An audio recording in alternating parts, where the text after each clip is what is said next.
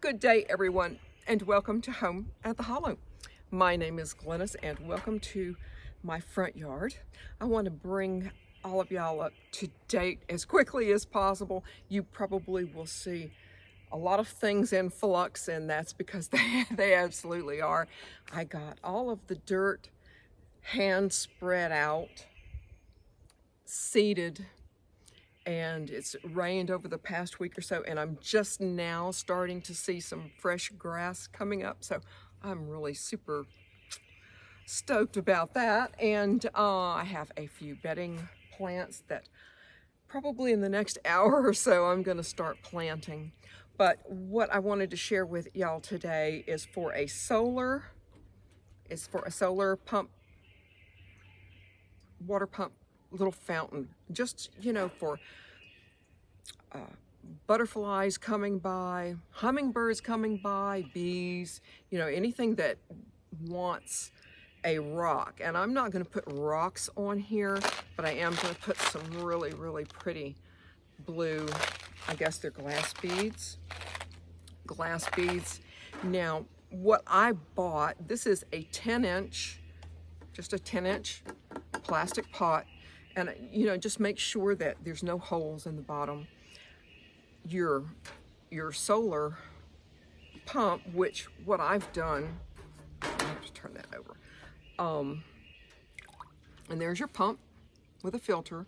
And then one of these 50-cent, I'm sure you all have seen these, 50-cent cheap plate, plastic plate. I did drill a hole in the plate, and I can't tell you, oh, do this or do that size, because the pump you might get might be, slightly different. But I think this was about $10, 50 cents. The solar pump was like $12 including shipping. But that's what I've done. Now, I did go out and buy, of course, this and everything else, but with a, air, like tubing for like an aquarium. And this was too small, excuse me. This was way too small. So I kind of had to get inventive. You do what you got to do. And I bought a box of like just regular size straws. They're the same size as this. So I have, a set or so of an insulated tumbler with a straw like this that won't come out, that I've put and rested on here. And like I said, that I've rested right here. You can just see the lip of it. And this just does fit perfectly around this pump. But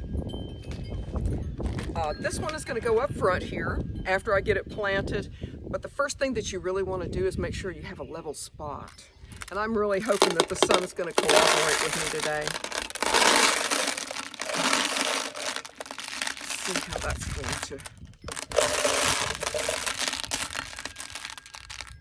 I have a really small, like a pet memorial garden that I've planted butterfly bushes and a few irises and things like that. I might put this down there. I'm not really sure.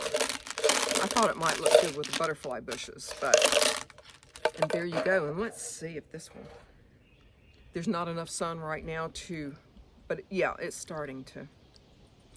But just make sure that you drill enough holes in this plastic plate for drainage, because once these panels, I promise you, once these panels hit direct sunshine, it's just going to keep chugging, and it will definitely overflow. So for me, it was kind of a learning curve. Like, I knew I needed to have some. How many? Really, how many? But this one, I think I'm going to put on the back deck. I've got several, at least a half a dozen red petunias, wave petunias. I'm going to put 2 on the back, and I'm going to have this there in the hopes of attracting some hummingbirds, because this year, and probably every year, I'm not going to put out a hummingbird feeder. Not with the bears and the situation that I'm in right now. That wouldn't be a safe thing to do. I don't want sugar water hanging. They've already gotten my beer one camping trip here, and so I don't want to attract them. But there you go, red, blue. Now I do have my other pump waiting to waiting to waiting to be installed here. But yeah, they work really well. Now I do have these that float. These do not float. You can just turn it over and it hits and it will start right here. But you need like a very small plate, and I'm thankful I've got some clear glass plates, very, you know, small ones, that there's little suction cups here, and put in a bird bath. That's always a lot of fun too. But I hope I have inspired y'all to go out, Dollar Tree, you know, relatively inexpensive components.